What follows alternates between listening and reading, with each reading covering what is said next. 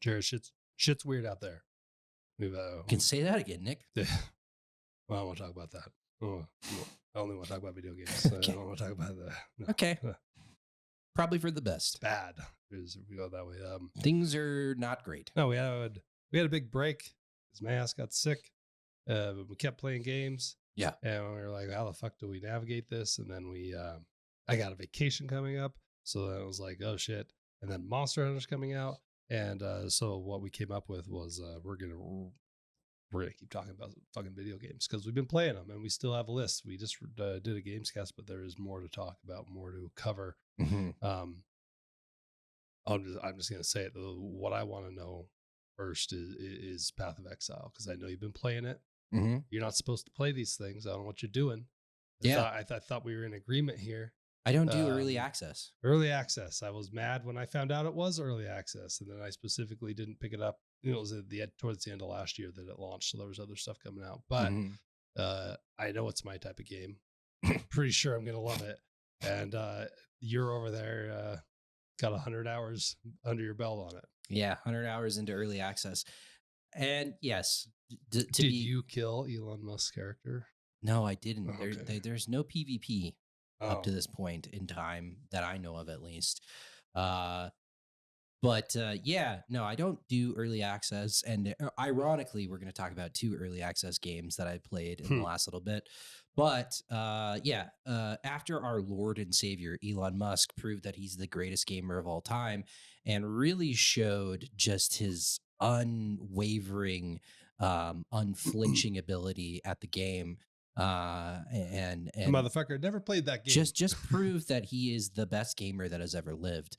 I was I would be lying, all jokes aside, because fuck that guy. All jokes aside, I'd be lying if that whole controversy of him just like getting on a boosted account in hardcore, which is ridiculous after playing this game for 100 hours. Hardcore and a level 90 hardcore character with the level cap is 100 right now. And so that means that he went through all of the hardest content in the game and then also went through the end game and did not die, not once, didn't even sniff death. God, he is a madman, dude. Someone is. Or he is a liar. And without getting too in the weeds with the political bullshit, like the only thing that I want to say that I think is very important is if you're going to lie about something as mundane as video games, what are you lying about that is actually consequential and important? So most things probably. So fuck that guy is what I'm saying. But yes, aside from that, I was extremely intrigued because a couple of content creators that have been doing this shit for a long time, all the way through PoE, the original Path of Exile, severely critiqued some of his gameplay. Some of this shit was ridiculous. Like he was straight up like killing mobs of enemies and then like opening his inventory and dragging objects into his inventory, which is like, you don't have to do that. You just click them. Just click them. You don't need to do that. So that was hilarious to me. It's just like clear that the dude had like played maybe a couple of hours of it and then was just like, yeah, I'm the best. Here's thousands of dollars. Let me play on this character. But despite my better judgment, I jumped in and I started messing around with it. And, Path of Exile came out in 2013. So we're talking about a game series that has been around for over a decade now and has, I think, diehard fan base would be maybe an understatement. If you're a fan of this series, or the original game, you probably have a lot of opinions about it. Most of them are going to be probably positive, which is pretty surprising when we talk about a lot of these, in air quotes, live service games. You don't usually see the player base as positive with the devs as they are with GGG or Grinding Gear games. And there's a lot of reasons why people are as high as they possibly can be on the original PoE experience. And, with my cursory research into it, really boils down to like, they're moving the game forward at all times, and they do different leagues and things like that where they'll do like economy resets. There are some like currencies that stay with you Sure. from league to league, but there might be like a character wipe where you start fresh out the gate and you play in a new league. But they've added thousands of items and thousands of things, thousands of modifiers, abilities, and things like that over the decade place that game has been in circulation.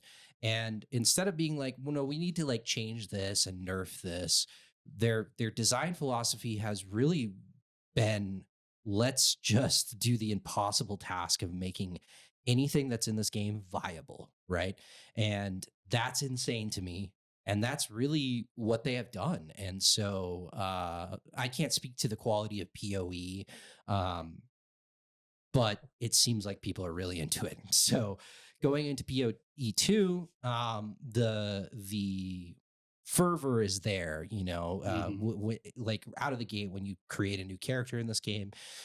Uh, by default, the world chat or the community chat is on, and I was just like taken aback by how many people were playing. So I had to go and look at Steam charts, and it is a lot of people that are playing early access PoE2. It's pretty overwhelming. So it's an active player base, and people are, picking apart, every little bit about this game. But the things that stuck out to me initially, like right out of the gate, right? It follows a very, kind of tried and true structure out the gate. You create a character. There are, I think, 6 or 7 classes right now in the game. And then I think their intention is to add like 4 or 5 more by 1.0. It's a lot. There's a lot. It is a lot. There's a couple of returning character classes from the original game, and then they've added a couple of new characters. So the thing right out of the gate, and the biggest thing, and the most important thing to me, and what has been one of the things that I've come back to over and over and over again as I played this thing, is their change to movement and how this game functions. The recommended control scheme in this game is WASD movement.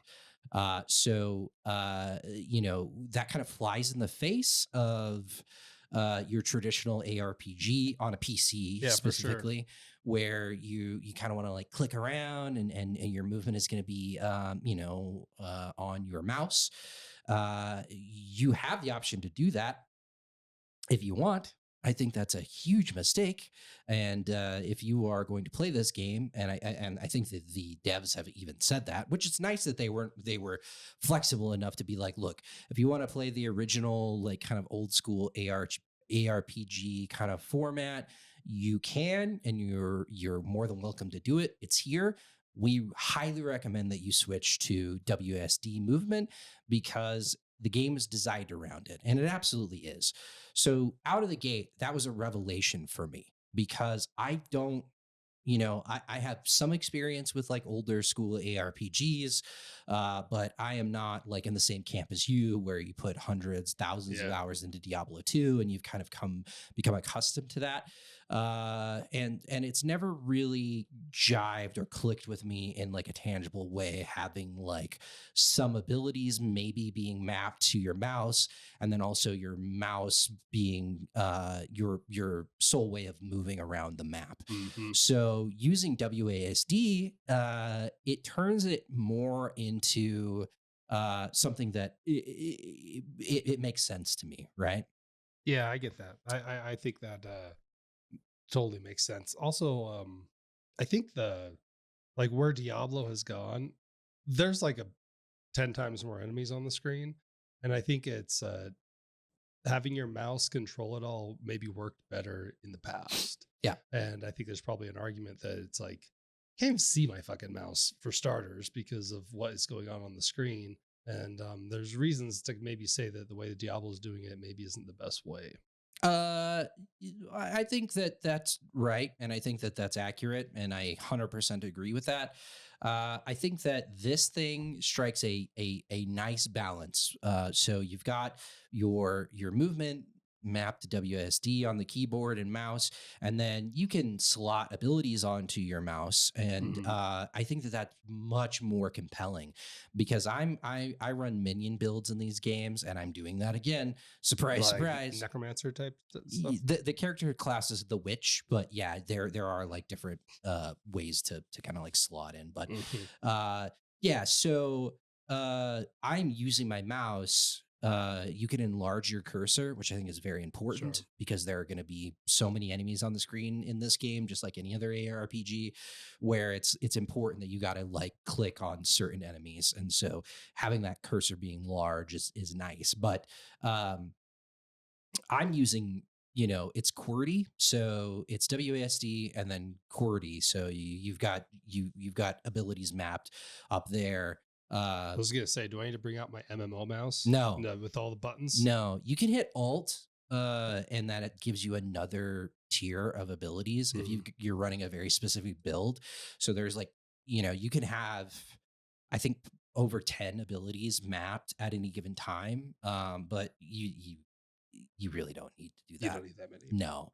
Um, but that in conjunction with the dodge roll in this game, which they looked at what Diablo 4 or 3 did, and they were like, "Oh man, let's just take the dodge roll that everyone loved and give it so many very interesting properties and iframes that are hugely important, and we'll also make it fully cancelable with any ability that you're going to throw out." That's interesting. To allow you to, oh, I'm in a position where I can do damage.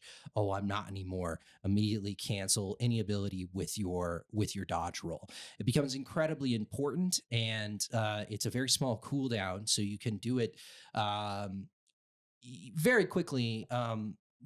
At its base, and you can make it faster if you want to, but there might be some build structures that will slow it down a bit, but at its core, that's how the game functions, right? And so it feels drastically different than any other ARPG that I played in this kind of style because of those things. And you just have like a level of control that I've never felt in an ARPG with this. It Hmm. takes maybe a little bit of time to get used to, but highly recommend if you're going to play this thing, just swallow your pride and be like, I'm just going to try what the devs want me to try and see if I like it. And if you don't like it, you can always switch. But yeah, so what's here right now? There are 3 chapters in the game, and then an end game. So the way that their intention is to have 6 chapters by 1.0 and end game, right? The way the game functions right now is you play through the first 3 chapters on the base difficulty, then you go to what is called cruel difficulty, and you play through those 3 chapters again, Mm. and then you go to end game, right? And that gives you all of the things that you should need to be able to compete in end game and do what you need to do. Um, I will say that this is and I'm not being dramatic here. I think this is the best 3 chapters of any ARPG I've ever played in my life. It is absolutely incredible. Pitch perfect. Now there are some pacing issues that I can highlight in 2 and 3, but 1 is like chef's kiss, dude. Fucking pure gold. Incredible. And it's just super compelling. Like, I mean, it's is it As far as what you're doing or yes, narrative what you're or doing, not narrative. No, okay, no, the narrative is what you would is expect, what it like is. anything like There's some Diablo or demons anything like about. that. Yeah, just shit's bad, and you got to figure it out. No, it's what you're doing, the environments that you're exploring. Through the 3 chapters, there are if any, reused like mob types, right? So Mm. any environment that you explore in the game, it's going to throw new things at you, and it's not just like this enemy lobs fire at you and stands there and this enemy throws ice at you, because the movement is much more dynamic. they do a lot of different things with the enemy types. So some of the enemies are going to sit back and do things to you, and then some of the enemies are going to rush you and be in your face, and you kind of have to navigate each individual enemy differently because um they're always going to provide a different challenge to you, right? Sure. And how you navigate that is super important.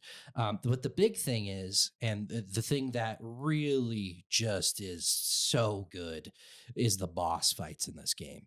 And there are a number of bosses in the environments that you're exploring that are good, and you're like, okay, Like sub bosses. sub bosses, yeah, where you're like, yeah, that was good, that was really good.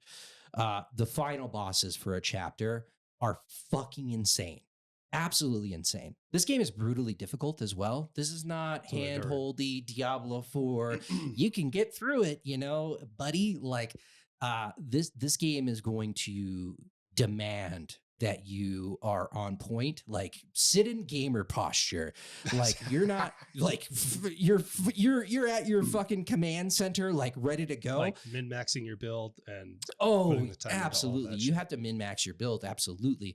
But you also have to have the mechanical skill to be able to avoid these attacks and things like that, right? And the movement feels so fucking good. And you just feel like you have more control over your character with this WASD movement. Sit and in this gamer this posture. yeah, and this dodge rolling that you do in this game is fucking insane. The final bosses of each chapter are more like a Dark Souls boss than they are an ARPG boss. So it's in tandem. It's a damage check and a defense check. Do you have those things in your tool set? If you don't, go back to the drawing board. Because you're fucked. You got to figure it out.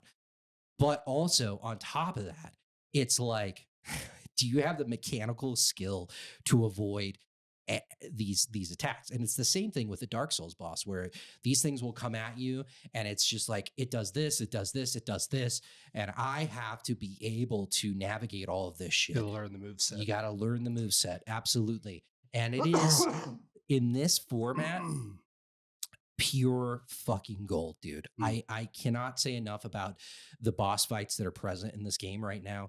They are incredible. Chapter 2's boss is a son of a bitch. Chapter 1 boss is fucking incredible. The music, everything that goes on in that fight, it was so epic. And the first time I finished it, I was shaking. Like my hands were shaking because I was just like, oh my God, dude. Like I fought this thing like 15, 20 times and just got my ass kicked. And I was like on a razor's thin. Like I had a pixel of health left the first time I beat it. And I like got out of my chair and was just like, yeah, fuck yeah. Like so stoked when I beat him, because he is a son of a bitch, but he's fair. And I will say that all three major bosses in the chapters that are here are fair. But they're tough, man. It's really hard. This game is incredibly difficult, Nick. It is so fucking hard, and so hard that at first I was like, I don't know if I'm gonna do this. Like, I don't know if this is for me. This game is for me. Absolutely is for me. It just took me, probably 20 hours to really get it to click with me. And so let's talk about some of like the builds and things like that right here. So PoE and PoE2 is known for that like overwhelming skill tree that everyone's seen, or a lot of people have seen, where it's just like Grim Dawn-esque skill tree. Even more than Grim Dawn. It's just Great. insane. Like it's this massive like constellation. It's like the grid system or the skill tree system in Final Fantasy X on steroids, or like something like that, right? It functions very similarly to the grid system actually in Final Fantasy X. But I think that it's a little overwhelming and daunting for people because they don't understand how it works, right? So they look at that skill tree and they're like, a lot of people are like, oh my God, like I have all these options for this character. Like, how could I possibly navigate this? And like, I don't know what's good. I don't know what's bad as a new player.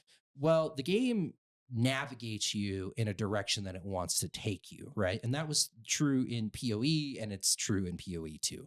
The thing that you have to understand about it is that skill tree that has been posted ad nauseum online is a skill tree for every character in the game, every character. Mm. So that's the beauty of the system, is that you're not limited to your quote unquote character's projected path. As a witch or a necromancer in this game, I'm going full north, which is minion damage, minion abilities, and also improving like my mana pool.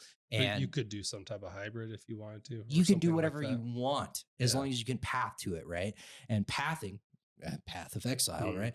Pathing to that node might require you to do some finangling, but you can do it, right? So you can have wacky fucking builds. Like, I want to be a necromancer, which obviously the core skill that you're going to be upgrading with a necromancer is intelligence, obviously. Mhm. But and dexterity is usually the lowest on the rung of importance for you. Strength is somewhat important depending on what your build is, but intelligence is where you want to rock your shit.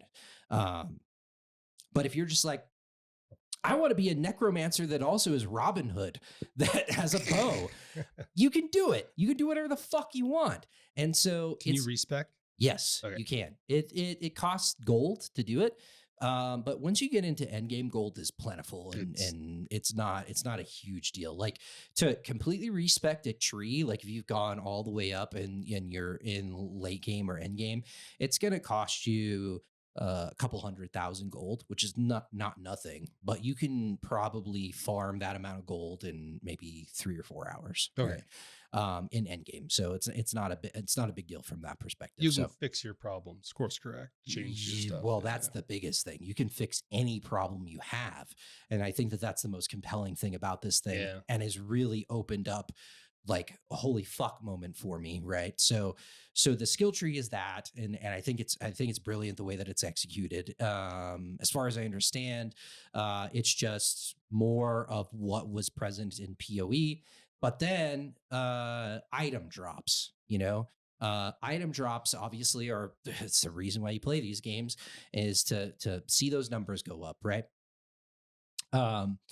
There are a number of currencies in the game. There's probably like 10 or 15 currencies that always do different things, right? And some of them are not applicable to higher skill tier items. Mhm. But if you have an item that you say drops and it's got, for me in particular, what I'm looking for is minion damage or mana increase or something along those lines. But then it's got strength or it's got dexterity. It's like, in another ARPG, you'd be like, well, that fucking sucks. You know what I mean? But there is a currency that you can use to change those affixes or those affects, right? Hmm. So you never, if you've got like 6 things on a piece of gear that's really, really good, there is a potential for you, and it's gambling. You got to roll the dice. It's not going to just immediately change it for you. You have the ability to change it to be something that is worthwhile for your build, right? So any piece of gear, it kind of is like overwhelming at first, because you're just like, oh, this could be really good, but I just need to invest this currency in it, right? And I don't have any of that currency. And the way that the game allocates currency is based around, either you will pick up the currency and you'll just have one of those currencies, right? Mhm. And it's like, I can use this now. But there are also ways to like disenchant, salvage equipment, and you get stacks, right? And every 10 of those salvageable currencies will contribute to you actually getting one of the currencies that you can use, right? Got it. Does that make sense? Yeah. So it's a lot of that, but the system that is in place here is pitch perfect in my opinion. It is great. Is it perfect, and is it ready to go? Is it ready, like if they were to say we're 1.0ing this game? No, I don't think it's there yet, but I think that this foundation is one of the best foundations I've ever seen for an early access game in my life. Yeah. I just cannot say enough about what is here. up to this point. I just barely got into I was Endgame. just gonna say, how I far put are I you? put 100 hours into fucking getting through 6 chapters through Cruel. I had to respec my build completely once I got into the second part of Cruel, because I was just like, I'm just not Wasn't doing working. it. It wasn't Yeah. working it. And that's one thing that I'll say as well, is like, I haven't used a guide up until I got to that point where I just was like not Winging doing it. enough. I was winging it. Yeah. Yeah.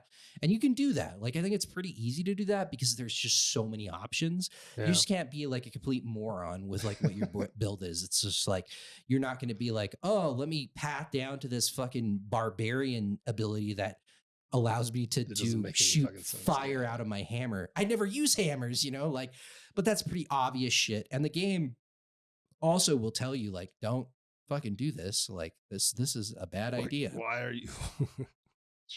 But it's there if you want to do it.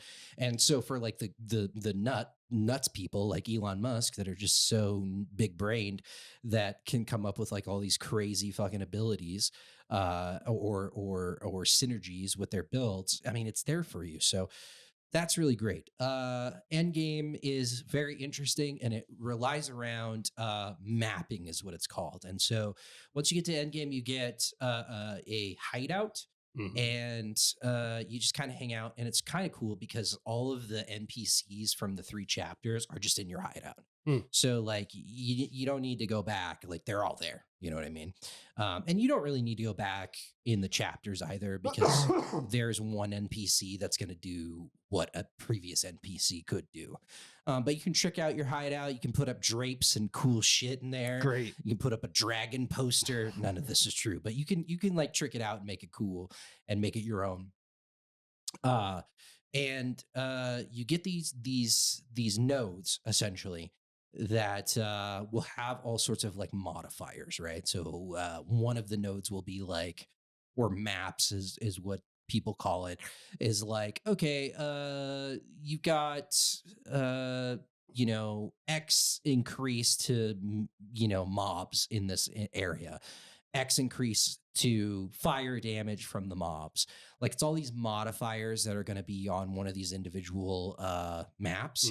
But then there's also going to be a trade-off where it's like the higher rarity of these maps are going to give you better item find, things like that, Sure. right?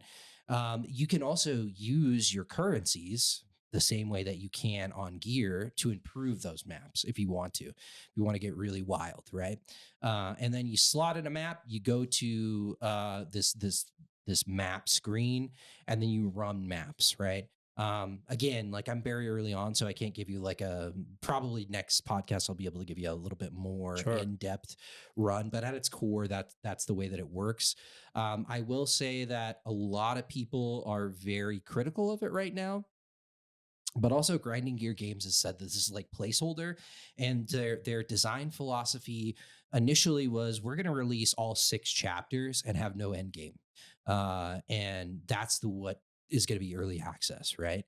But then they pumped the brakes on that, and they were like, well, we think that like the end game is probably the most important part We need to of start these work games, on it. Yeah. and we want it out now. So you get 3 chapters, and then you repeat those chapters, and then you're going to get into endgame, because we want as much feedback and data on all of this For sure. to make it as good as possible, right? Are you seeing other people run around in your world? Yeah, in the hubs. Just the hubs, but not Yes. out in the... It's not like Diablo 4. Yeah. You can group up with people and play, and then obviously they'll show up in your instance, but no, you're not interacting. Interesting.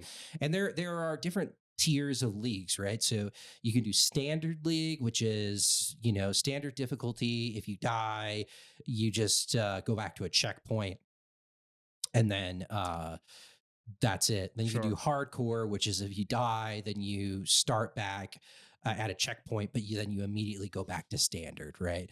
So that's nice thing too with hardcore is like, if you're really really good and you got up to like the top tiers and you die, you don't lose all your progress. You just not a hardcore character. It's not a hardcore character. That's an anymore. Interesting way to do it. I kind of like that. Yeah, as someone that's lost a hardcore character before and being like, well, I'm gonna go cry now. Yeah. So it's cool from that. But then there's There's standard, and then there's standard no trade, which trading is huge in this game. And that's we'll get into that in a second. But if you're playing just standard, you're playing, you die, you go back to a checkpoint, and then also you can trade items freely with players, Hmm. right? To improve your build.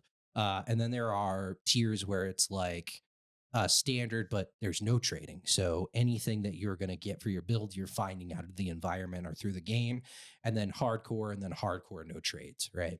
So those are the four tiers that are here present. um, it it's crazy, dude. It's an insanely fun experience. I've been hooked to it, having a lot of fun. Some of the criticisms, like I said, that are coming out of the community, and one of the criticisms I have is these maps are fucking huge. They're massive. They're massive, and you're like, you can increase your movement speed obviously through gear, but your baseline movement speed is not great, and they're just like, I mean, if you instance into like one of these maps, you're going to be in that map for 30 to 45 minutes, because some of the maps require you to take out specific mobs. So it'll be like, take out 6 fucking elite mobs, Mm-hmm. and it's just like, okay, I've got 5 of them, where's the fucking 6th? And then I'm tabbing to pull up the map, overlay on my screen and looking at the areas that I haven't explored. And it's just like, God damn it, this one is like so far away, and the checkpoint is so far away as well. So that needs to be worked on. Like a waypoint to move around the map. Well, they're like, so there's a waypoint out the gate, in the story at least, that once you unlock the waypoint, you can travel to it freely. Um, Hmm. but there are checkpoints. So if you go back to the hub, because if you're in the hub for 8 minutes or 10 minutes, something like that, your progress on a given map goes away, and you got to start from the beginning again, right? So the waypoints are open and free, but within a map, there's also like probably 4 or 5 checkpoints, and those serve as like, if you die, you go back to that checkpoint, obviously. But also, once you unlock that checkpoint, you can click it, and then you can travel to any other checkpoint that you've unlocked, right? There needs to be like 10 checkpoints per map to make this work. And that's an easy fix. I'm sure that they'll do that. And they're Yeah. aware of it. They're like, yeah, we understand that it's been slow moving. So it's very tedious. But here's the counter to that is, it's like, do you like just fucking running into mobs in an ARPG and knowing that your build is strong enough to deal with those mobs and you just mow them down? Because I sure do. And in this game, that's what you're gonna do. So like, you just get a beer, you sit down, and you're like, all right, gamer posture, fucking, I'm gonna be here for 45 minutes in this map, just scouring it, right? Have they indicated when this thing would be full release? Their goal, they've said 6 months to a year for 1.0 release. And we'll see if they can continue on that trajectory. I bet it's next year. But What I will say is, what's here is fantastic. The best campaign in a game, the best boss fights in an ARPG, hands down. I don't think that you can argue. Like, after playing Diablo 4 2 years ago, and then comparing these fights, it's night and day, dude. yeah. It is so fucking good. And I'm just in love with this thing. Like, yes, people are very critical of the end game right now. There's not a lot of reward. And it is incredibly brutal. Like, some going back to the maps, like, if you set in a map that's got a boss and you go and fight that boss, it costs currency to go and fight it, right? Which is finite, and obviously some of the currency in the later parts of the game is fairly hard to find. And if you use that and then you go fight the boss and you lose to the boss, you lose that currency, but then you also lose experience. So the goal right now for most players is like, you don't fight bosses until you have just gained a level. So you have very little experience to lose when you go and try to fight a boss. Sure. It's like kind of shit like that, where it's just like, that just doesn't make a lot of sense. And then not if everyone's gonna game it like that, then it's just yeah. not. And then item find is like incredibly important in the end game because the drops are so light, and that's an overarching problem in the base game right now too.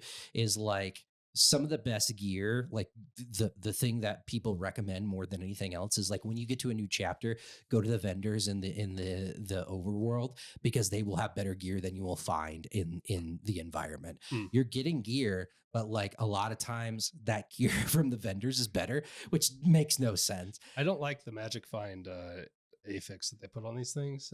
Yeah. It it just broke kind of how people would play Diablo 2 and 3, Yeah. where you had a whole build where if you were going to go grind, you would just put on all your magic find gear and then go out there. Mhm. I think that needs to go away, and just maybe don't allow you to mess with those modifiers and get the drop rates Yeah, the drop in rates just line. need to be better. It's okay if you like, in my opinion, if you want it to be higher, sure. Sure. But like right now, it seems like it's required. And I'm not to that point where like all of my gear has item find or magic find on it or increased quality of items found. Like I'm Yeah, not to that point. And I've been having like the little bit that I played the end game, like I've had a lot of fun with it, but still like that's a big criticism of the player base. And then like yeah, you shouldn't just go to a vendor to find the best item. for Like sure. that's a problem for sure. Like this thing's got problems, but like the blueprint and the thing that they have already built, Like the core. the core of it, I just I just don't know how you could say that this is maybe one of the best early access products ever. And also, like the foundation that's here, surely they're going to build upon it and make it even better. And by the time this thing is actually out, it's hard with the experience that I've had in it.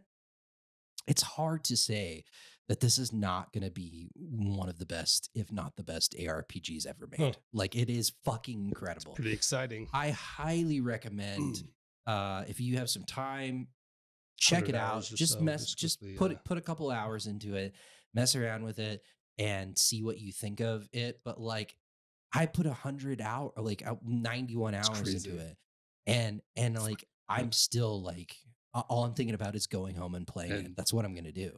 saw you were playing it earlier. I was playing Balatro, and it It's said you were it's on it. it's it's so impressive, and it just seems like these dudes are good guys. Like their monetization system is incredible as well. This game's free to play. Aren't they ex Blizzard guys? No, No. no, they're from New Zealand, Hmm. all of them. And so yeah, I remember you saying that, and I was just like, I'm gonna look this up, and like I couldn't find anything. That would be then. I'm thinking of They Stormlight, Torchlight, Torchlight. Yeah, yeah. that one. All these dudes basically were diehard Diablo 2 fans, Yeah, and they were like, how can we make a game that emulates Diablo 2 Hmm. and is not Diablo 3 basically. Sure. That's like when they started, and now it's just improved exponentially. And like I said, like the monetization here is incredible. It's free to play. You can really, it's not pay to win at all. Like there's nothing in this game that's going to give you an advantage. Like you can't buy currency through their means. Like you can go Yeah. and Can you and spend what can you give them money for? Can you? So yeah, you can give them money. Absolutely. You can give them a lot of money. Can you get a hat? Yes. Good. Yeah. So it's all cosmetics. The cosmetic packs are extremely expensive. Anywhere from $200 to like $140. But you get a ton I'm of sorry. like $240 What? per pack. Yeah. It's extremely expensive. U.S. dollars? US dollars. Yeah. It's extremely expensive.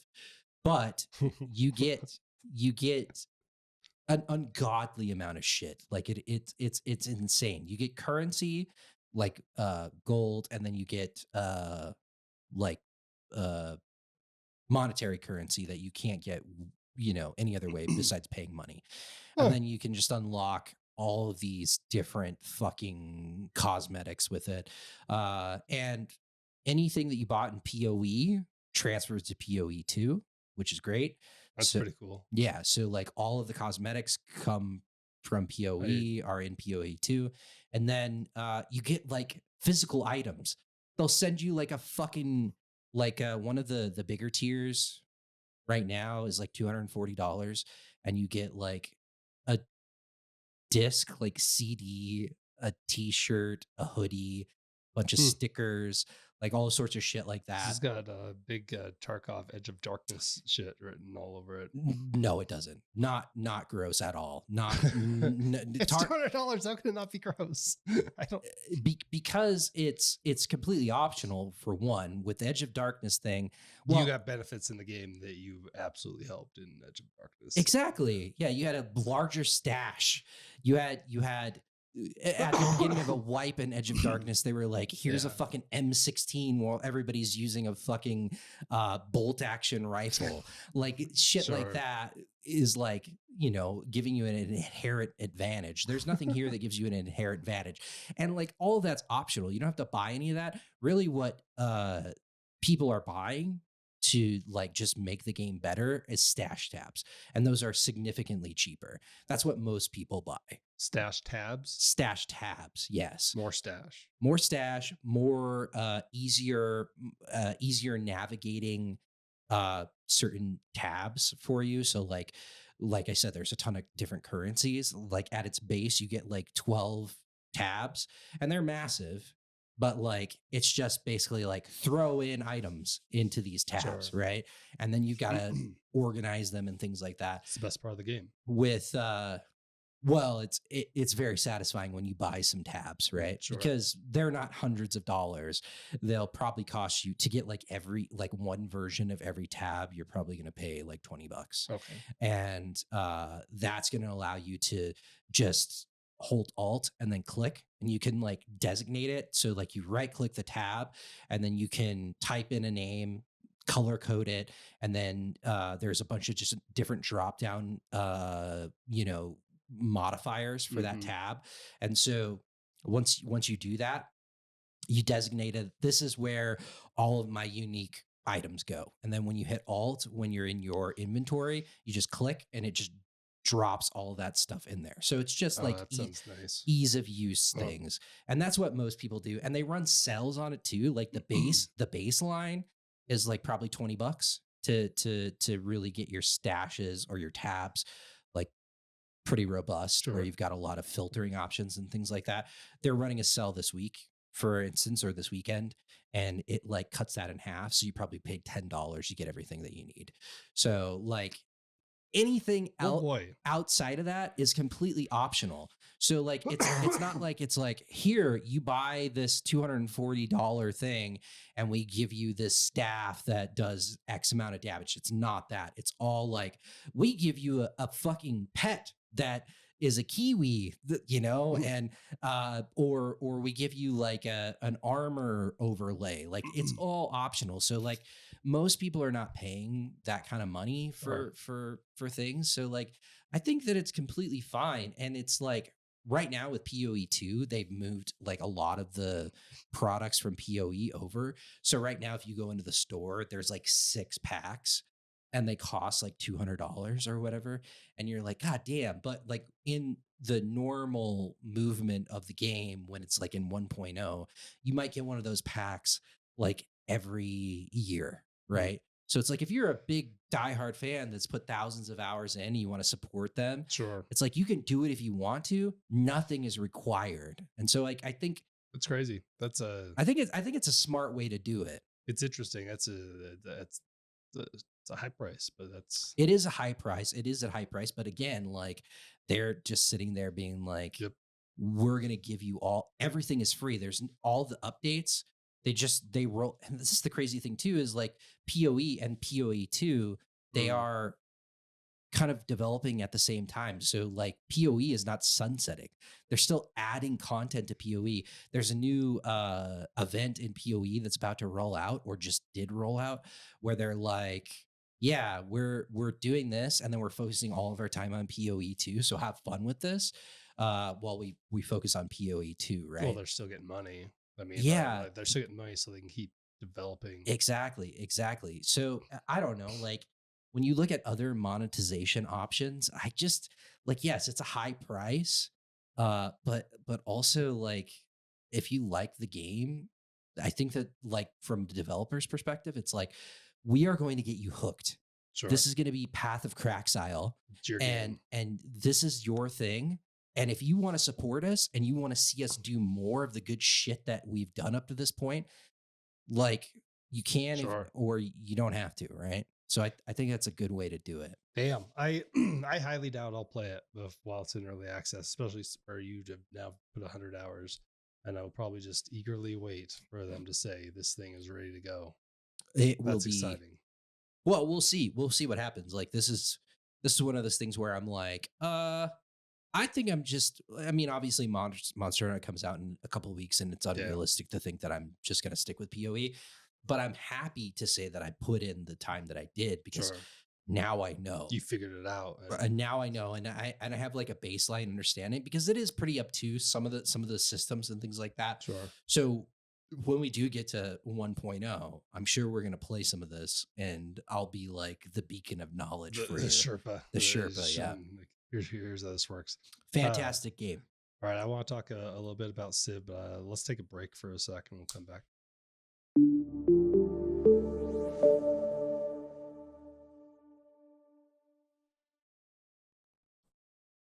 Well, Jared, Civ 7's out. Mm-hmm.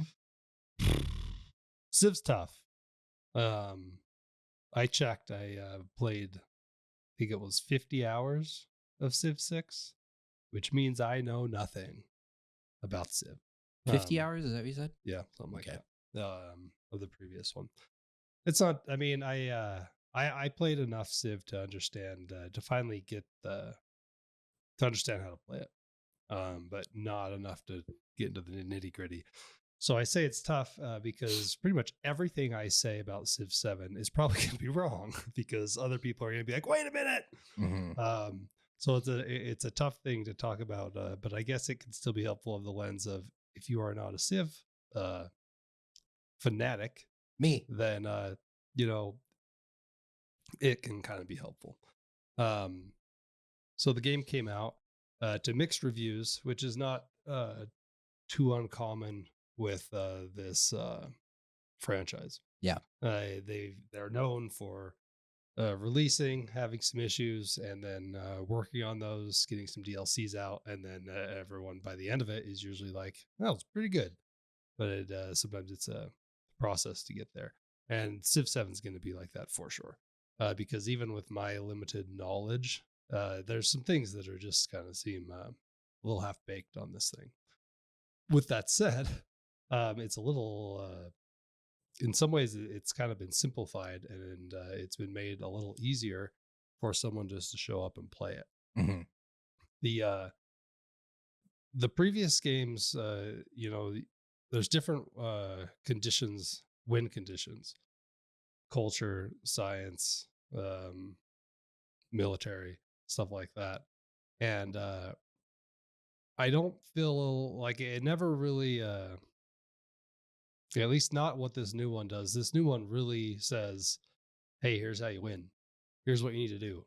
If you want to be, Like the UI tells you how to win. yeah, well, it tells you what you need to be working towards to check these boxes for a military victory. Why is that a bad thing? It's not a bad thing. I'm saying it's a better thing for new people Yeah, for in a sure. lot of ways that you can show up. It is a little handholdy, so I could see how some people might not love it, But you but can probably turn it off. sure, a little lower. You can do whatever the fuck you want. Like it's still Civ. Like you Yeah. don't have to follow it, but it'll say, hey, you're gonna get X amount of points if you go and raid some villages and stuff like that, and it's gonna make this progress bar go up. Is that something I haven't paid attention to any of the discourse around this game? I just figured I would jump in blind and kind of figure it out. Is that like something that people are Um, criticizing? Because I think that's a net positive. they're criticizing a little bit that it's when you started in Civ 6, you didn't necessarily say, I want to go for this type of win condition. You didn't say military.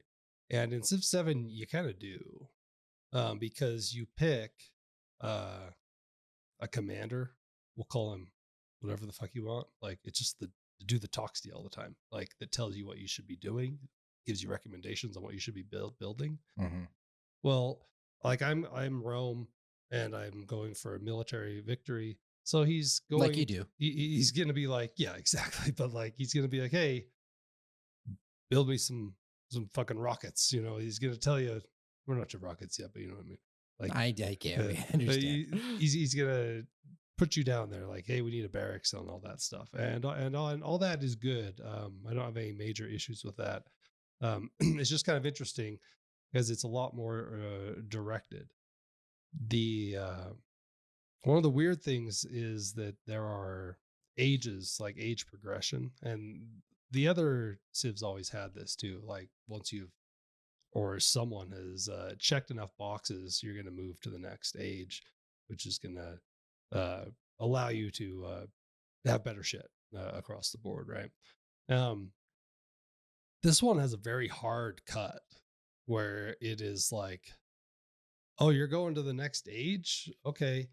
If you don't have enough commanders, like if you have armies, and then a commander can take like he can create an army, so like 6 units of slingshot guys can come underneath him, and then he can move around the battlefield as one unit for a while. If you don't have enough commanders, they're just gone as you do your age progression thing, which is a little weird. It's like, okay, well, we're gonna have a bunch of these fucking guys. I don't want to lose all my units. But the other thing is you can change direction, which is kind of interesting. So you can basically change course. Like you could start your first antiquity age and just invade everyone, which is pretty much what I did, and get a lot of land. And then you can go to the next age and be like, well, I'm done hanging up my invading chops, and now I'm just going to work on culture. I don't know how that would work to win, but there's a scenario where you could do that. I'm not doing that. I'm going all invading all the time. Mm-hmm. Because if you don't know how to play Civ, it seems like this is the way to probably play it, like an RTS, because you go and invade people, right? Because you can wrap your head around armies, and I'm killing people, and that's good for what I'm trying to do. Sure. So I'm not extremely far. I've gotten through the first age progression, and then I haven't really played too far after that. But it's set up in a way that you're on a continent, and then once you progress, then you're like, well, now our boats can go to the ocean, and you can go to other continents. So you only have a few people that you've even, I think it was only 4 other civilizations that I even met, and I think I'm gonna come across like 4 more when I travel across the ocean. Okay. And keep you exploring. Bring them with you? No, I'm saying rival civilizations. Okay. There's only like me, and I think it was 3 or 4. I thought you were gonna Noah's Ark fucking other civilizations, and I was like, that sounds weird. The biggest complaints on this thing is that the UI people are really upset about it, and basically my biggest issues with it is a lot of things that if you've played any types of these games that you're used to have happening don't happen in this game. Like you're used to being able to, you look at the top and you see your happiness level or your food level, and you hover over it. And what happens, like in Frostpunk or anything, it drops down and it shows you where it's all coming from. So you can like min-max shit. And it's really not easy to do that.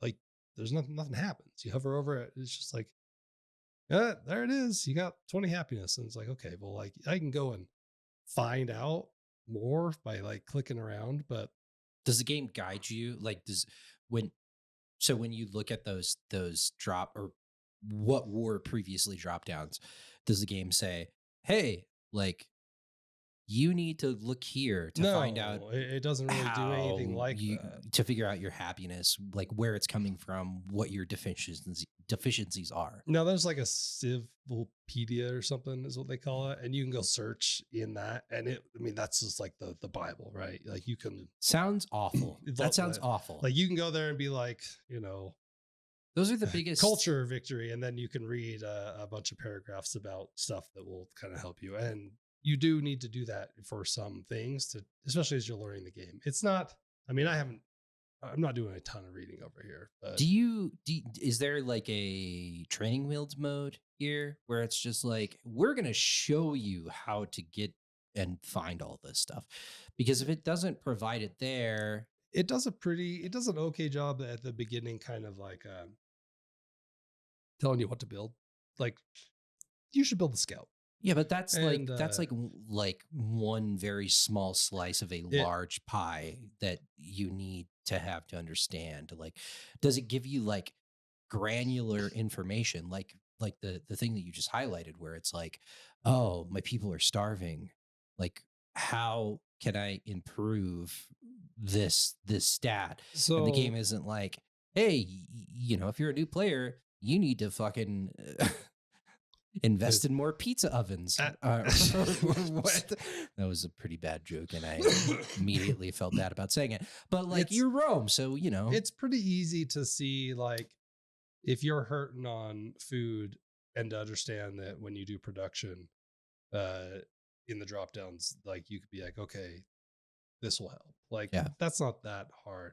um it's more, it just, it's not complex enough in some ways for me, because it's like there's, and I just haven't felt challenged either, and I don't know if the higher difficulties change that. I just haven't had a lot of trouble. Like, I've just crushed so far. Maybe I'm just I've done it. I'm really good at this game now, but that seems unlikely. Mm-hmm. And I really haven't really had any problems. And part of that is that I'm not sure that the AI is with it. And in that, I'm not sure what their goal is, and people are complaining about this, in that I invaded this civilization, and I was taking over I took over one of their cities and was going for their capital. And I had Rome set up, and I had built out pretty logically, right? You try to expand a little bit, but you keep it all tight knit. So I'm creating a really large space of my empire. Mm-hmm. Behind Rome, there was a small amount of land that no one in their right mind would build a city on. And Rome's eventually going to expand to that. I'm looking at it and I know that's going to happen. I'm like, well, I really like this. I don't have to worry about anyone taking that, because they'd have to go through my place. This motherfucker that I invaded, I'm at war with him, sends a boat halfway around the world and settles a town behind me in Rome. And I didn't even know it happened, probably for a few turns. And then I'm just up there checking out the Colosseum. It's called Palermo, and nobody And, likes to go there. and I was like, what the fuck is this? And I was like, who in their right mind would, you have no resources. There's no way to get units to you. You've settled behind your enemy. Like, I'm going to completely murder you, but it's terribly inconvenient for me. I got to move my units halfway across the world. But it's just like while they could have like settled and created an empire, it just, the settling and some of the AI doesn't make any sense. Are you on And like the baseline difficulty? yeah, for sure. They have added some pretty interesting things that I like. In Civ 6, you have these shit, I don't remember what they call them, but essentially they're just wild people out there that will just like raid you, right? They're not part of Barbarians? Yes, that's the word. So barbarians would just raid you. They'd have a small settlement, but they could never grow. And you would just kill them and move on and slowly clean up. And essentially, the barbarians are now independent city states, is what they call them. And it's a lot cooler because you can use kind of diplomatic points to befriend them. Mm-hmm. And then you can be like, hey, go fuck up that guy. And so you can like rally them to go and mess with other people, or you can become close enough that you can take them over and build a whole city out of it.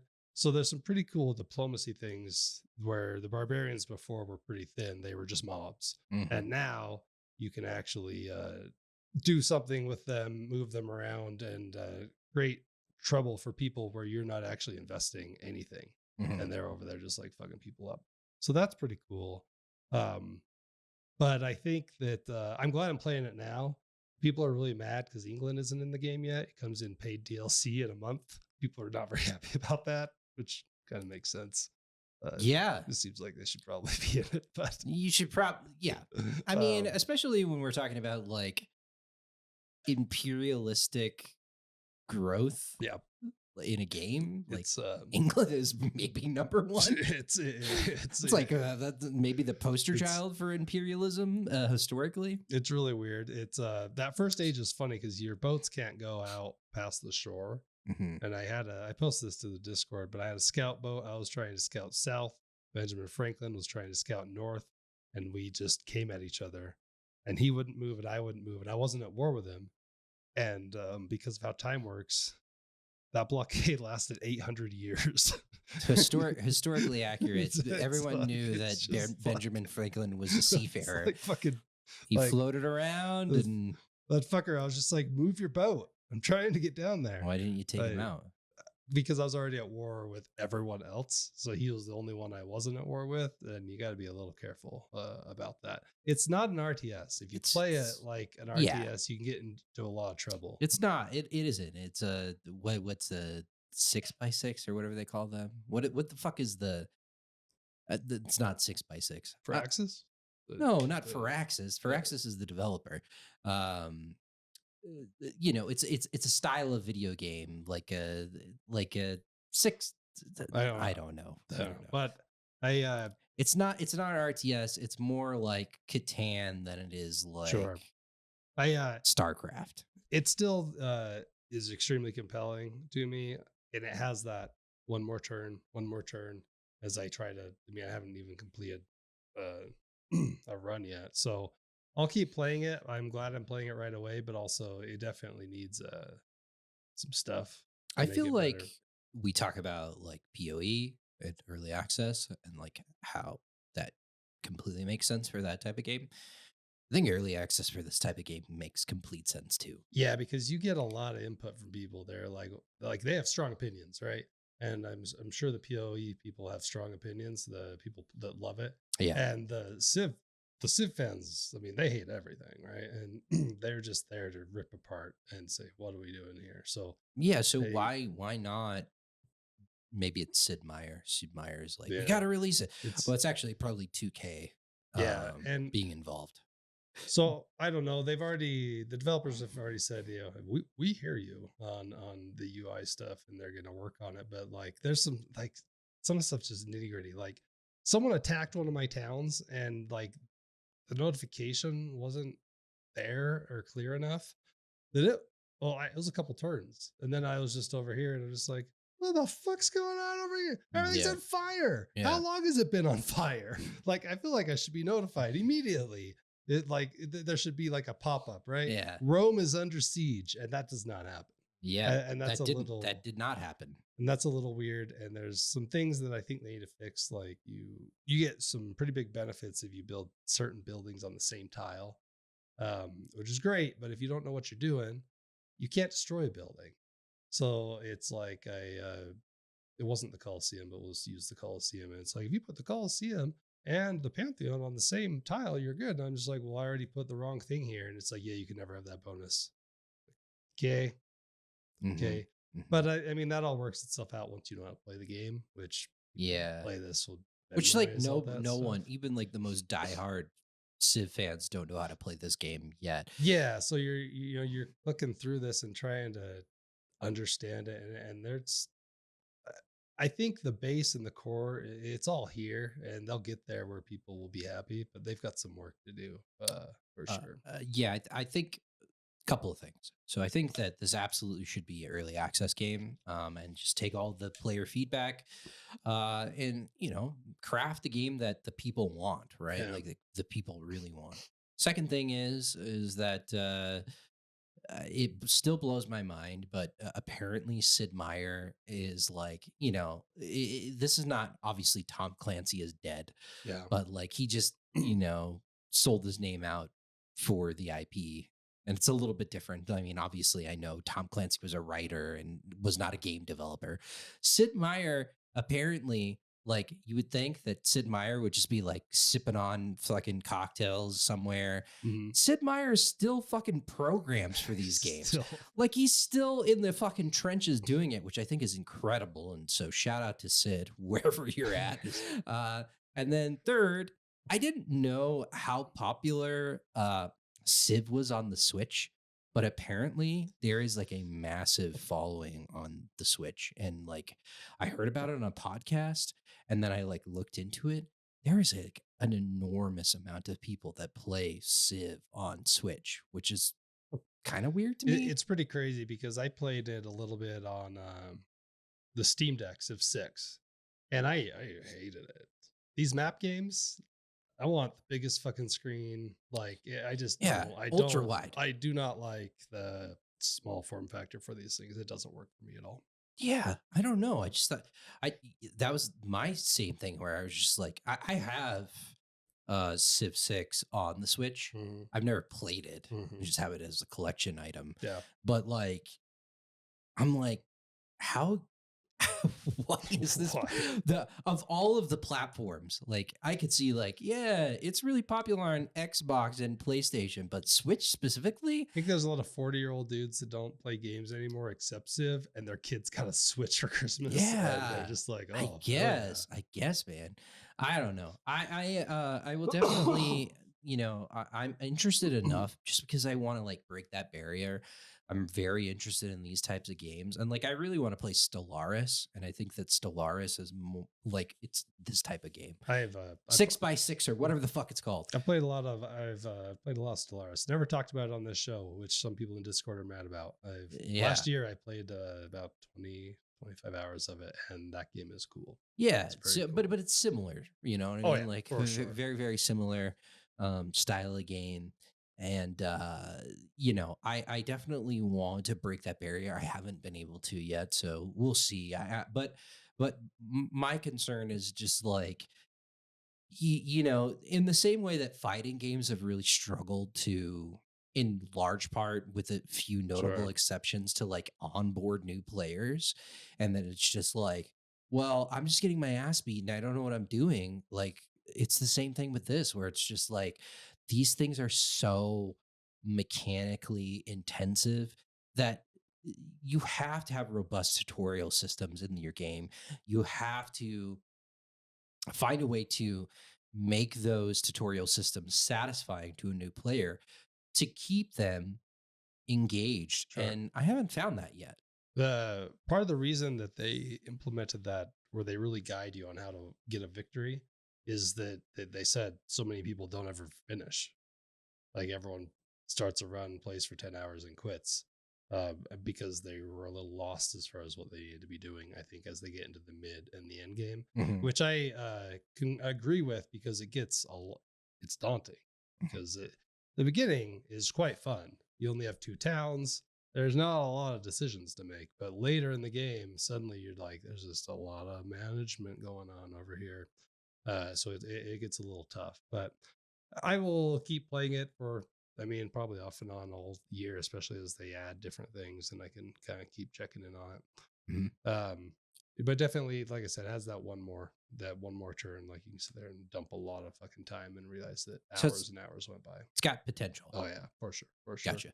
Well, we'll Uh, see. We'll see what happens when they add England. I think that's going to be the big turning point when they add England. Right? Maybe there was just like fucking. They just conquered everyone, Right. man. That like we got to figure out how to balance this shit. It's not easy. I have no fucking that's a choice. That's probably a bad choice. Like, come on, what are we doing here? Yeah, yeah. The other game I've been playing was Ender Magnolia Blooms of the Mist. What the fuck's it called? Bloom in the Mist. Man, people really like this thing. And it's, I mean, what is It's a this? sequel. It's a sequel to yeah, Ender Lilies, right? yeah, and I mean, this is essentially a Hollow Knight, Nine Souls. I mean, it's all in the same breath of those types of games, but I don't know, something about this. There's nothing wrong with it. Looks great. Music's good. It's got a lot of near vibes, which should be right down my alley. But I saw you played Replicant for a bit. yeah, I've been You playing dirty a little fucker. bit lately. That game's not bad. I was tinkering. But I was tinkering. um, but something about it does not grab me. Like the movement's a little slow. The game's not particularly hard. And I just am like going through the motions, and I'm like, this is fine. I'm having a fine time. Mhm. Everything's fine.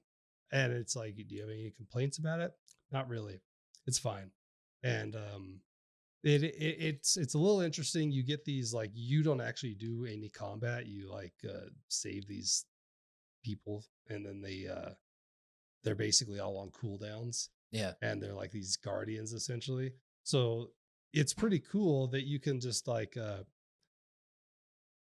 like there's a decent amount of creativity in that hey, if I push B, it's going to be this dude that like throws ice and can slow people. And then I can roll into this cooldown, and then I can throw R, and then this owl flies around me. Like you have a pretty good set of things you can do.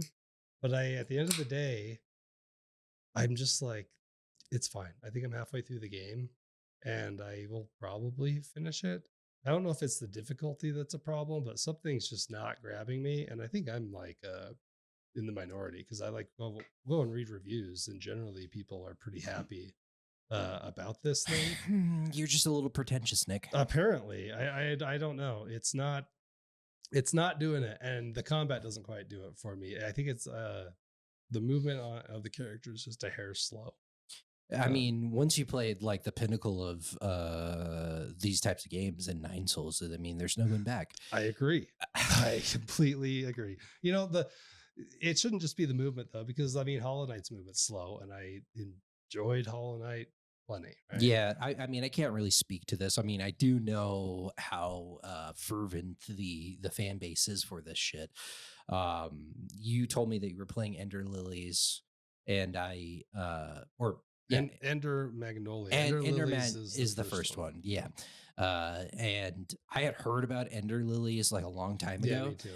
And I was just like, I don't know, like maybe a wait on that. And then I found out that there are Japanese physical releases of these with English in the game. Hmm. So I bought both of those. Nice. And so I will maybe play these. I don't know. You're not really giving me a lot of reasons to play them, but I don't know. I mean, my thing more than anything else is like, obviously attaining a physical Sure. copy of it, and then people really like the first one. I really haven't read a lot about Magnolia, Yeah. but Ender Lilies in particular, there's like a certain subset of people that are just crazy about it. So I thought that like the Metacritic was pretty good on this, and people were into it. Maybe I'm wrong. no, I'm not saying that. I haven't seen 83. I haven't. That's good. Yeah. Unless you It's- are on your uh criteria where it's got to be a 90 or go fuck your mother. Hey, a lot of good games are out there. I Right know, now, right? I Like, know, I know, but look, you're kind of you're under selling yourself, man.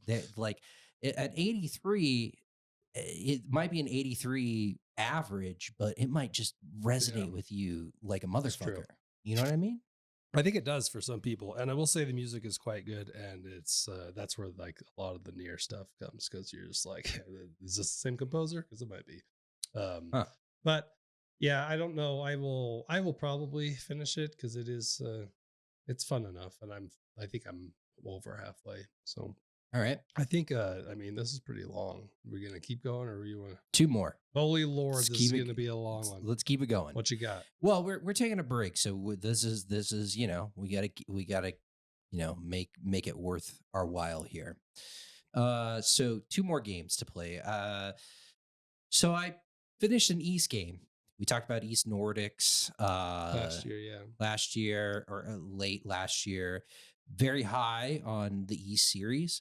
I played East Oath in Falgana, which is a remake, or not necessarily a remake. it's a remaster of a remake. So Oath and Felghana was a game that came out on the Turbo Duo, which was a Japanese PC. So we're going on the way back in terms of like the East titles that were released in the West. And then there was a re-release of this game, or a remake, I should say. I think it was on the PSP. Okay. Or yeah, the PSP. And now they've remastered that PSP port. And I didn't think it was possible, but I found an East game that I absolutely fucking hate, Nick. Really fucking hate this game. That's pretty funny after the last one you talked about, where you're like, "There's something in these are good." Well, I mean, yeah, but this is the thing, you know. I really wanted to try this thing because, I'm a big fan of the last three modern East games. Big fan. So I wanted to give it a go, and I didn't have any time, or I had plenty of time, I should say, in between games. So. Or in between recordings, so I messed around with this thing, and what I will say out the gate, they just do a really good job of making you feel incredibly uncomfortable just out of the gate in these games, right? So we talked in Nordics that the one of the main characters just murders a ship captain for really a bad reason. In this game, your old pal Dogi, who is your pal that you follow around all the time. This game takes place at his hometown. So you and Adol Christen, or Dogi and Adol Christen, go to his hometown, and he's been gone for like 15 years, right? Maybe a little less than that. The first person that greets you in this fucking town is a girl that he grew up with that was a little younger than him. And she's just like, I don't know if I really know you. And he's like, I don't know you either. And she's like, oh, no, you're Dogi. I would recognize your blue hair anywhere. And he's like, oh, yeah. How you doing? And she's like, I'm good. I'm 16 now. And he's like, I can tell you really filled out. And this is 5 minutes into this game, Nick, where I'm just like, oh my God, dude. Why are we critiquing a child's physique here? But here we are. Good Lord. Oh, just out the gate. I don't know what's worse, murdering a somewhat innocent man or critiquing a young girl's physique. I don't know. Toss up there. But here we are in Felghana. And this game is an absolute dumpster fire. It looks terrible, but worse than what does it look like? I mean, is it? It looks like a game that could be on a original PlayStation. Oh, okay. It's bad. Yeah. It does not look good. Granted, it was on a very primitive PC in Japan, and then they ported it to a PSP. So it's a very small game. So we're not looking at 60, 50 hours. I wouldn't have been able to do it. It's a 10-hour experience, right? So it's very quick. Yeah, all of the things that I've come to kind of love with the E series in the last little bit, it's not here, man. None of it's here. The story is dog shit. I think it's terrible. It's so one note. There's a conspiracy in Dogi's town that requires you to go to like 4 different places on a map. That's it. 4 places. You go to 4 places in this game. And the combat is very primitive. It's just mash X button, which is fine. That's fine. My biggest criticism of this thing is the boss fights in this game, like the cannon fodder enemies, fine. The boss fights in this game is like, let's fight 10 fucking Dark Souls bosses at once. But here's the kicker. You can't heal. There's no healing in this game. So good luck. Good luck. Great. And like the movement's not there where like you can like dodge around and expect yourself to be able to dodge a lot of these attacks. You just get fucking blown up over and over and over again. And there's no healing potions in the modern East games. There are healing potions and things like that. None of that's here. The only way that you can heal is a gauge that fills up on the side of the screen, and once it fills all the way up, you can hit triangle that unleashes like a super attack. And that doesn't even heal you. You have to get to like the midpoint of the game, and then you get the ability to fill it up twice. And if you fill it up twice and hit triangle, then you gain like a small amount of healing. I was playing on normal difficulty and just getting absolutely shit on in the bosses. The first boss in the game, I am maybe an hour into the game. It took me at least 30 tries to beat the boss. Like just a steep difficulty where and the game will be like, do you want to switch it to easy? And I'm like, yeah, I guess. And yeah, I'll switch it to easy, I guess. And it's still hard. Like you can't heal. There's no healing. There's zero fucking healing in this game. So it's just like, good luck. And like, it'd be one thing if like the movement was good or anything about this game was good, but nothing is good about this game. It fucking sucks. It's terrible. You finished it? Yeah. Why? Because it's 10 hours. So I just like, I would have like a decent time, like in the environments. Yeah. And then I'd get to a boss, and then the boss would kick my ass 6 times. And then it would be like, do you want to lower it to easy? And I'd be like, yeah. And then it'd kick my ass. The final boss, like it was like, do you want to lower it to easy? And I'm like, yes. And then it was like, do you want to lower it again? Yes.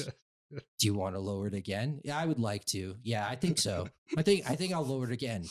And I got like 6 tiers in before I was ever like feeling somewhat confident. This game sucks. And I spent $60. It's a PS5 re-release. And it does come with like a bit of nice goodies. It's in a cardboard box, which I hate. It is very solid cardboard, I will say that. But it's got like a soundtrack and like a bunch of different like things in it, so that's fine. But man, I got bamboozled, Nick. I got fucking like bamboozled because I like East so much, and they were like, you know what we're gonna do? We're gonna release this game again. And it kind of worries me because I've got like maybe 2 or 3 older East games that were re-released over time that I haven't played, that I'm like, oh my God, maybe I should not play them. So don't play this game. Don't do it. If you like it, I don't know why you like it. I just think like from front to back, like the story is just it's so predictable and it's so basic and yeah, like, look, if you're like, well, this came out in the 80s, and yeah, fine. But then also, like, this is the version that it's like a revamped version of the game that came out on the PSP. Like, that game on the PSP sucks. Mm-hmm. It sucks. I mean, it's a terrible experience. So yeah, finish this thing. So on to the next thing. We'll make it as quick as possible. The last thing that I played, and this is another early access game, is Tokyo Extreme Racer. And man, you played a racing game? Oh, you're goddamn right. I played a racing game, Nick. So Tokyo Extreme Racer is like an old school franchise that I have a lot of nostalgia for. When I was a young wee lad, a wee Jared. Mm-hmm. My friend in elementary school got a Sega Dreamcast, and that was a big deal at the time. The fucking Dreamcast was like, it was coming in to fucking upset the apple cart, and it did in certain ways. I'm pretty fond about the Dreamcast. I'm a big fan of that console. I understand that it's got a lot of problems, but Shenmue. So I went over to his house and I played this ridiculous game, and he showed me it for the first time. and I fell in love with it and really loved it. It's a super arcadey racer Mm. from a foregone ever era.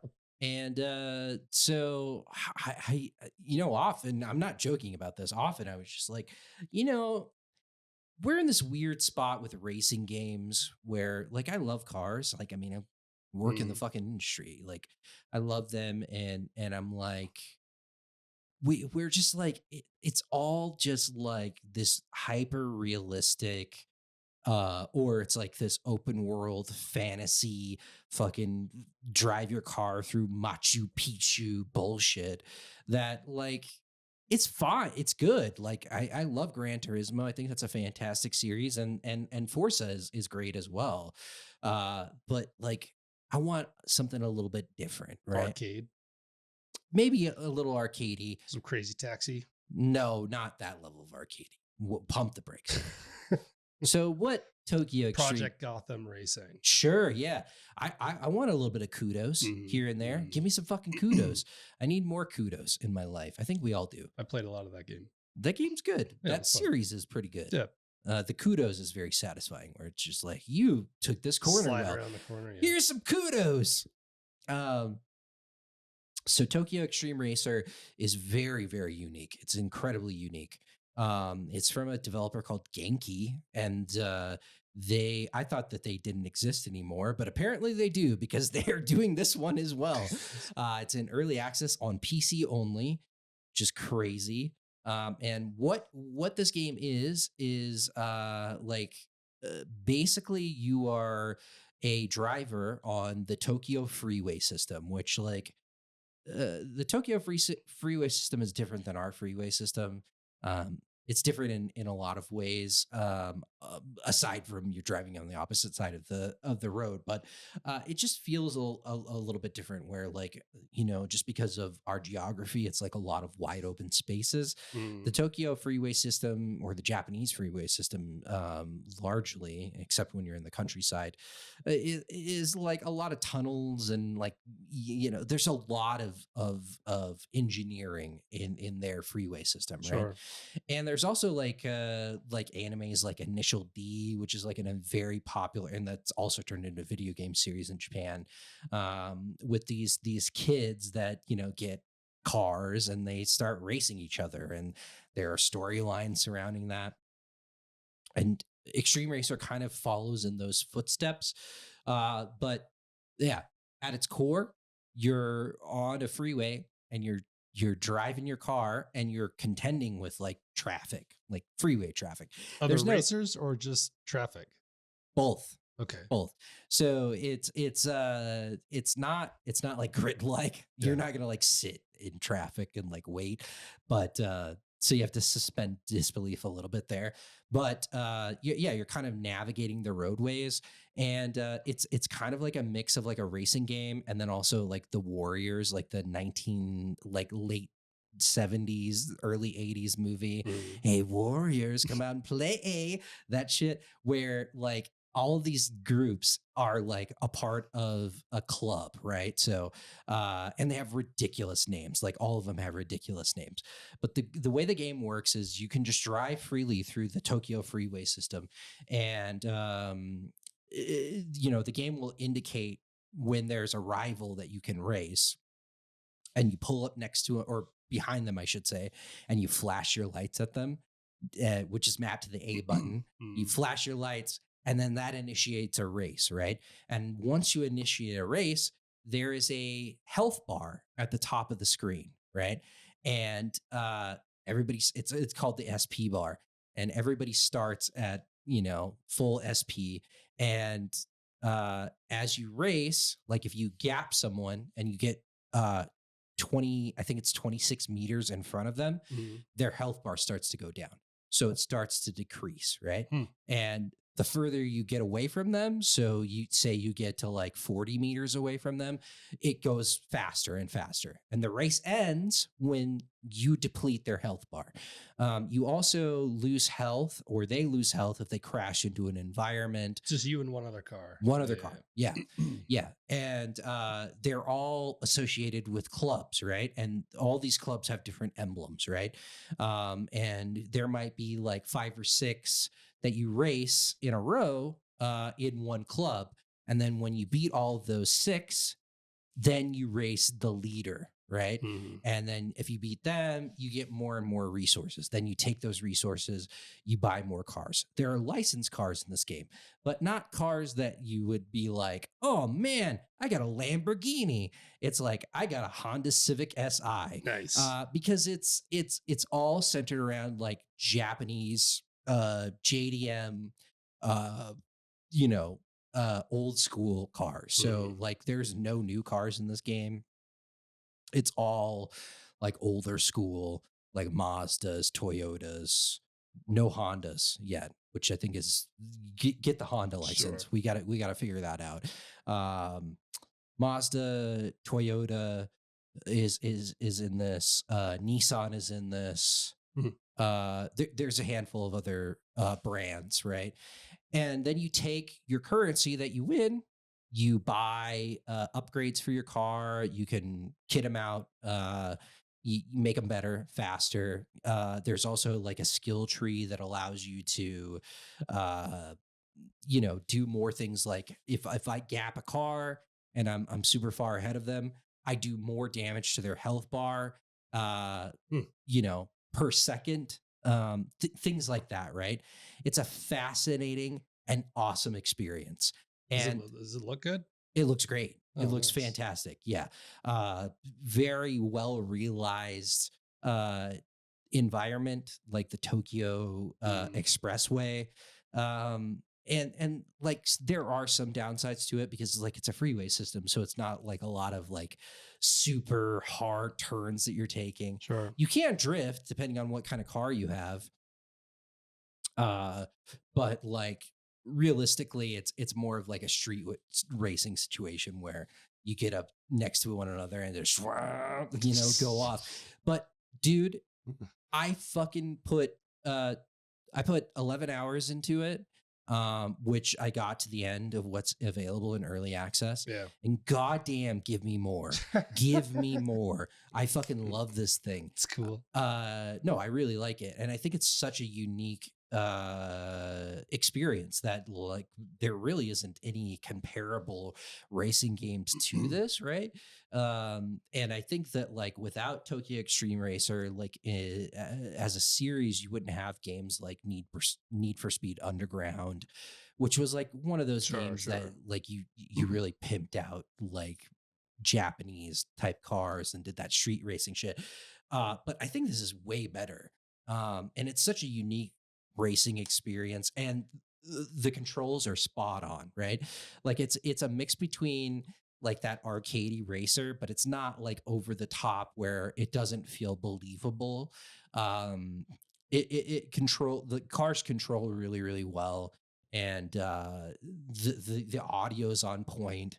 And so I just want to see them add as much as possible. And it's crazy. It's absolutely insane. The last title in the series came out on the PlayStation 2. And then out of It's a long nowhere, time ago. yeah. And then out of nowhere, they're like, hey, we got a PC fucking game that's coming out in 2025 for Tokyo Extreme Huh. Racer. And for people like me that are just like so nostalgic for this shit, there's just something about it. Like it's hard to really describe how fantastic it is until you play it. But I am Is it supposed really to release this year, or do you know? I don't know. Oh. I really I have no point of reference in terms of like when it's going to release or How much was it? like $15. Nice. Yeah. Cool. Which I'm sure it will go up in early access or when it gets out of early access. But I just heard about it through like some people that I follow through social media and through YouTube, and I was just like, oh my god, What like is this? I had no, I knew what it Yeah. was, and that's what it is. that's the beautiful thing about it. It's just like I had so many fond memories of Tokyo Extreme Racer when I was a kid, um, that I knew exactly what it was going to be, Mm, and like I was a little leery because I was just like, is this gonna hold up for sure. like 35-year-old Jared? Am I still gonna enjoy it? And I think I played 11 hours in a day Jesus. and got to the end. Maybe it was like a day and then like an early morning play session to Sure. finish what's available. There is a story here as well, which is hilarious. And That's on Steam, it's on Steam. so I can probably grab it and try it. Well, we're a Yeah, family, yeah. so go check it out. Like give it a go. It's so unique. Like the whole idea of it is so unique. But the story is hilarious because they're all these like Yeah. Japanese kids, and they take it so serious. It's Mm. just like, you just beat the leader of the Toe Jam clan. And the best part about it is like all of the cars in the game are called machines, Mm. so they're all like, your machine is impressive. It's really impressive. So it's anime as fuck, but the racing is really, really good, man. And they're like, there's a lot of like driving on the expressway to find an opponent, and you can bring Mhm. up a map. And as the game progresses, they need to add more robust features with the map because it's pretty bare bones right now. But you can bring up like a basic mini map, and you can see like, okay, I've raced this guy, I beat this guy, I beat this guy, I beat this guy, I've raced this guy, but he beat me, Mm. and this is where he's at on the map. So I'm just You gonna gotta go like, hunt him down. yeah, you just free drive, but haul ass, Yeah. on the freeway. And I'm a guy. I don't know where you fall in racing games, but I'm the I don't do like, I can see my car view. I just see street view. You like to be in the car? No, I don't like to see the cockpit even. There are a couple of options in this game where you can do like the car, you can see the full car, Sure. which I hate in racing games, or you can pull it back even further. So it's like more of an aerial view of the car, which it sucks. Or you can do, I'm in the car and I can see the hood of the car. I don't even like that. I like, First person, just I like am first person on yeah. like a camera on the front bumper type shit. Hmm. And goddamn, it's fun, man. Cool. I cannot wait for more content for this game. And, this is really only appealing to like a very niche subset of people. Sure. But for me, I am You are that all in. subset. I am on board, man. So yes, Huh. can't wait to see more. They need Honda. 100% you need Honda. In the early goes of the series, like it wasn't sponsored cars, like it was just like Sure. generic cars. But now you've got, all of the major Japanese manufacturers um Well, besides Honda. Some of it's hilarious where it's like, especially early on in the game, it's like, I'm fighting a Scion XB, which are the toasters. mhm. And it's got like a You're like, what are we spoiler. doing here? It's got spoilers and fucking like underground like lighting and stuff like that. And then like the thing that's like so cool about it to me is like every single group has got like a very unique logo. Mhm. And when you flash them with your lights, it'll be like, there's like kind of like this dynamic, very anime sequence where it hits both your cars on the freeway in different angles, and then it shows like front and center the logo of the gang that you're racing Hmm. against. And some of the logos are fantastic as well. So Nice. high on it, Nick. Good deal, man. I It's really will. good. I'll see if I can. I don't know if you can. I don't. I assume early access works on family sharing. I don't know if I've ever tried it, so I'll have Go to go check it see out. to see if it'll work. Do some races, you'll have fun. I think. I think that's gonna do it. We're gonna be on a little break here, but that was a lot of games. So thanks for tuning in.